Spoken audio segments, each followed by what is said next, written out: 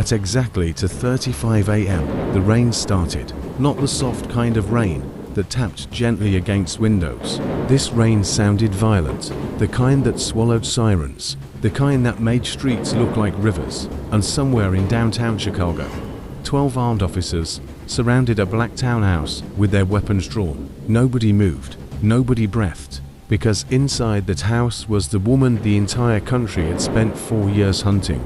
A woman so dangerous, even assassins feared her name.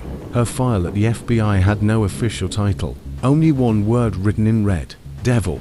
Her real name was Selene Voss, 32 years old, former military intelligence, fluent in 6 languages, linked to 19 murders across 3 countries, politicians, drug lords, judges, 2 billionaires, and 1 senator whose body was never found. Nobody knew who hired her. Nobody knew how she entered buildings without cameras seeing her. And nobody knew why every victim always had the same symbol carved somewhere nearby. A tiny black crown. The media called her the Crown Killer, but the people in the underworld called her something else. The Ghost Woman, because nobody who tried to hunt her ever came back the same. Movement in the east window. An officer whispered into his radio. The SWAT commander tightened his grip on his rifle. Everybody ready. Nervous confirmations echoed through the comms. Then, the lights inside the townhouse suddenly went out. Complete darkness. The commander froze. Something felt wrong. Very wrong. Then the front door slowly creaked open by itself. No one came out. Only darkness stared back at them. One officer stepped forward carefully. Another followed. Then, bang! A gunshot exploded from nowhere. An officer dropped instantly. Panic erupted. Move, move, move. The team stormed the building. Flashlights sliced through the dark. Furniture overturned. Glass shattered. Heavy boots thundered upstairs. But the house was empty. No Selene. No weapons. Nothing. Until one young officer looked toward the dining table. And his blood turned cold. Written across the table in fresh blood were 5 words. You came too late again. Suddenly, a scream came through the radio. Roof.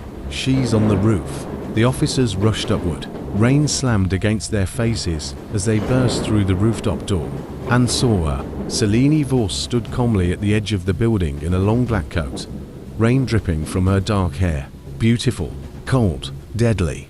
A sniper laser landed on her chest, then another, then 5 more.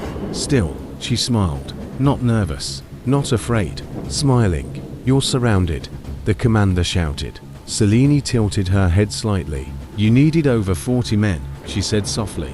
Her voice was calm enough to terrify everyone there. That's insulting. Get on your knees. Instead, she laughed, actually laughed. Then her eyes moved toward one particular officer standing near the back. Young, nervous, hands shaking. Selene stared directly at him. You shouldn't be here tonight, she said. The officer frowned. What? Your wife called you 21 times before you left home. The officer's face lost all color. How do you know that? Selene's smile widened. Because while you were hunting me, she pointed toward his pocket. Your phone was connected to my system. Silence. Pure silence. Nobody moved. Nobody understood how that was even possible. Then suddenly, the city lights behind Selene shut off. An entire block. Dark. Every officer looked away for 1 second. 1 second. That was all she needed. Selene jumped off the building. No. The officers rushed to the edge expecting to see her dead on the street below. But there was nothing there. No body. No scream. No impact. She vanished. Again. And that was the night the FBI realized something horrifying. They weren't chasing a criminal anymore. They were chasing a woman who was always 3 steps ahead. A woman who seemed impossible to catch. But 3 months later, they finally did. Or at least, that's what the world believed. The prison sat alone in the frozen mountains of Colorado. No nearby towns, no civilians, no roads visible from the air. Officially, the place didn't exist. Its real name was Blackridge Maximum Containment Facility, but the guards called it something else. The Grave, because nobody ever escaped Blackridge. Nobody. Not cartel leaders, not terrorists, not serial killers, not once. The prison was buried beneath layers of concrete and steel. Facial scanners, Thermal sensors, arm towers, electric floors, every cell remotely controlled, and at the very center of the prison, cell 14, that was where they kept Selene Voss. 24-hour surveillance, no metal objects, no visitors, no mirrors, no physical contact. Even the guards weren't allowed to speak to her longer than 30 seconds. Yet somehow, people still feared her, because strange things kept happening around cell 14. Cameras glitching, doors unlocking by themselves, guard radios whispering static at exactly 3:13 a.m. Then came the deaths. The first guard was found hanging inside a locked security room. The second stabbed himself repeatedly with his own pen. The third disappeared entirely. No footage, no evidence, nothing. Rumors spread quickly through Blackridge. She's controlling people. She's possessed. She can get inside your head. Most guards stopped looking directly at her. Even hardened criminals avoided speaking her name. Only one person refused to fear her. Warden Elias Mercer, former military, emotionless, feared by inmates. Mercer believed fear was weakness, and weakness got people killed. So every single morning, he visited cell 14 personally. No weapons, no backup, just him and Selene. "You're losing guards," Selene told him one morning through the glass. Mercer stared at her. "You think you scare me?" "No," she replied calmly. "I think you're lying to yourself." Mercer leaned closer. "You're never leaving this prison." Selene smiled slowly. That smile again. The smile that made people uncomfortable without understanding why. "You built a cage," she whispered. "But you forgot something important." Mercer narrowed his eyes. "And what's that?" Selene leaned toward the glass. "A cage only works." Her reflection stared back at him. ... If the person inside wants to stay. For the first time in years, Warden Mercer felt afraid. And somewhere deep inside Blackridge Prison, an alarm quietly turned green by itself. It started during dinner, exactly 7:42 p.m. One tray dropped in the cafeteria, then another. Then suddenly, the lights died. Darkness swallowed the prison. Instant screaming. Sirens exploded instantly. Backup generators kicked in, but only for half a second. Then darkness again. Inside the control room, technicians panicked. System breach. That's impossible. Somebody's inside the mainframe. Meanwhile, down in cell 14, Selene opened her eyes slowly. The cell door clicked, unlocked. A guard outside froze in horror. "No." Selene stood up calmly. For 3 years, nobody had seen her outside that cell. The guard reached for his weapon, but Selene moved first. Fast, terrifyingly fast. She slammed his head against the wall, stole his keycard, and disappeared into the dark hallway before his body hit the ground. The prison erupted into chaos. Red emergency lights flashed everywhere. Inmates screamed from their cells. Gunshots echoed through corridors. Security teams searched blindly through smoke. But Selene moved through Blackridge, because she already knew the layout, like she had memorized every inch. Because she had 3 years in that cell, watching, learning, planning. A guard spotted her near the east wing. There, he fired immediately. Selene ducked behind cover.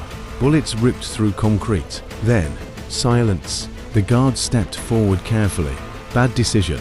Selene appeared behind him with a shadow. One movement. Snap.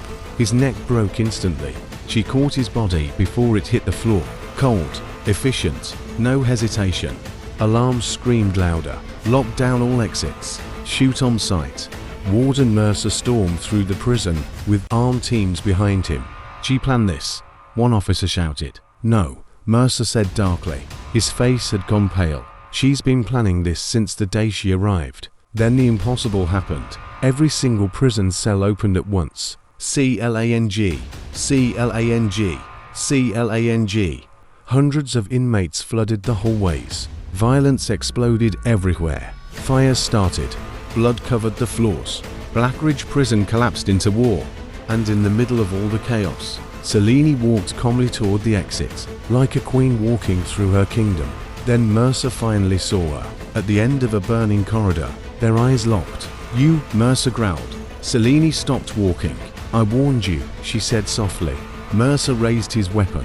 "You're not leaving this prison alive." Selene looked almost disappointed. "That's the problem with powerful men," she whispered. They always think the story ends with them. Mercer fired. Boom. But Selene had already moved. The bullet shattered pipes behind her. Steam exploded into the hallway. Mercer coughed violently and suddenly felt a knife against his throat. His breathing stopped. Selene stood behind him. Impossible. How? You were never hunting me. She whispered into his ear. You were protecting something. Mercer's eyes widened instantly. She knew. Dear God, she knew. Selene smiled slightly. The files beneath Blackridge. Mercer's hands trembled. Who told you? Nobody. Her eyes darkened. I listened. Then suddenly, a massive explosion shook the prison. The walls cracked. Smoke swallowed the hallway.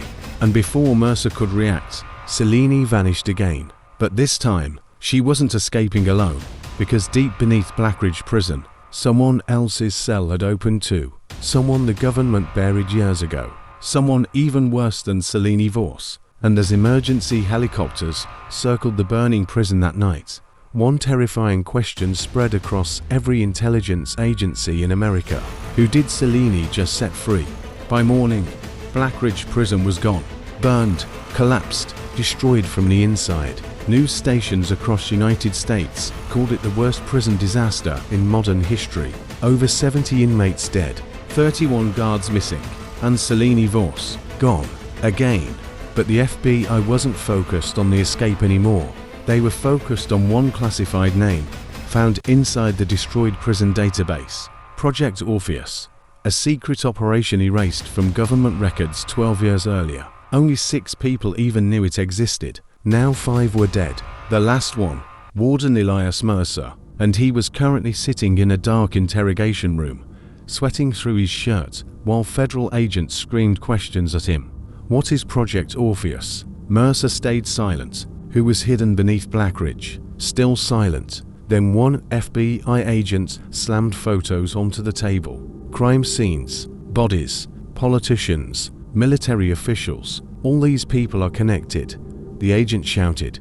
What did you people do? Mercer finally spoke, very quietly. We created a monster. Meanwhile, 200 miles away, inside an abandoned church near the woods, Selene sat calmly beside a fire. Across from her sat a man in his late 40s with silver hair and emotionless eyes. Dr. Adrian Kane, officially dead for 11 years, but very alive and very dangerous. He looked at Selene carefully. You burned down an entire prison just to reach me. Selene poured herself a drink. No, she replied calmly. I burned it down because you left me there. Kane smiled faintly. You survived. I always survive. Silence filled the church. Then Kane leaned forward. You want revenge? Selene's eyes became colder than ice. No. She took a slow sip. I want the truth. Kane studied her for several seconds, then finally sighed. You still don't remember, do you? Selene froze. For the first time in the entire story, actual emotion crossed her face. Tiny, but visible. Kane stood slowly and walked toward an old projector sitting near the altar. He turned it on. A grainy video appeared on the wall. A laboratory, children, experiments, screaming. Selene's breathing slowly changed, and then she saw herself, younger, terrified, wearing a hospital gown. No, she whispered. Kane's voice became quiet. Project Orpheus wasn't an assassination program. The screen flickered. More children appeared, some crying, some restrained to chairs, some never leaving the room alive. It was mind conditioning. Selene stared at the screen without blinking. You turned children into weapons. Kane nodded once. You were our greatest success. Silence. Dead silence. Then Kane said the one sentence that changed everything. The crown killer was never your real identity. Selene. Her eyes slowly lifted toward him. Kane smiled. Your real name. The projector flickered again. Is Evelyn Vale. And suddenly, memories came crashing back all at once. Blood, needles, screams, training rooms, orders, kill commands. A little girl begging for help. Then darkness. Selene staggered backwards slightly. 4 years. She thought she became a monster by choice. But now, she realized something horrifying. She had been created, programmed, built, and somewhere far away, inside a classified government bunker, A man watching the live surveillance feed smiled slowly, because Selene Voss had finally remembered who she really was. And according to the secret file in front of him, that meant Phase 2 could finally begin. The file's title read, Orpheus Subject 0, and beneath it was a photograph of Selene as a child, smiling, covered in blood.